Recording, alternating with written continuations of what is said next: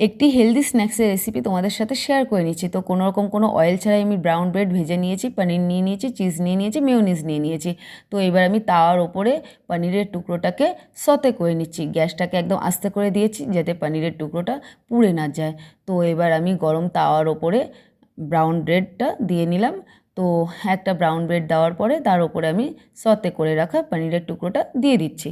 এর উপরে আমি চিজের স্লাইসটা দিয়ে দেবো।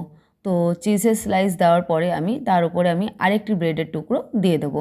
তো ব্রেডটা দেওয়ার পরে দেখো কি সুন্দরভাবে আমার স্যান্ডউইচ রেডি হয়ে গেছে। তো কোনো রকম অয়েল ছাড়াই আমি গ্যাসটাকে একদম আস্তে করে দিয়ে আমার এই স্যান্ডউইচটাকে আমি ভেজে নেব। তো দেখো কি সুন্দর আমার ব্রাউন ব্রেড আর স্যান্ডউইচটা রেডি হয়ে গেছে। ব্রেডটা কি সুন্দর দেখো কোনো রকম কোনো অয়েল ছাড়াই ভাজা হয়ে গেছে। তো দেখো আমার স্যান্ডউইচও রেডি হয়ে গেছে। এর উপরে আমি এবার একটু মেয়োনিজ দিয়ে নিচ্ছি। তো ছোট বড় সকলেই তোমরা এই হেলদি স্ন্যাক্সটা ইভিনিংয়ে তৈরি করে খেতে পারো। কোনো রকম কোনো অয়েল ইউজ হয় না এই স্ন্যাক্সে। তো তোমরা সকলেই খেতে পারো। আমার ভিডিওটি ভালো লাগলে অবশ্যই আমার পেজটি ফলো করে দিও, লাইক করে দিও, কমেন্ট করে দিও, শেয়ার করে দিও। অ্যান্ড ইউটিউবে যারা যারা আমার এই ভিডিওটি দেখছো তারা প্লিজ সাবস্ক্রাইব করে দিও। Thank you.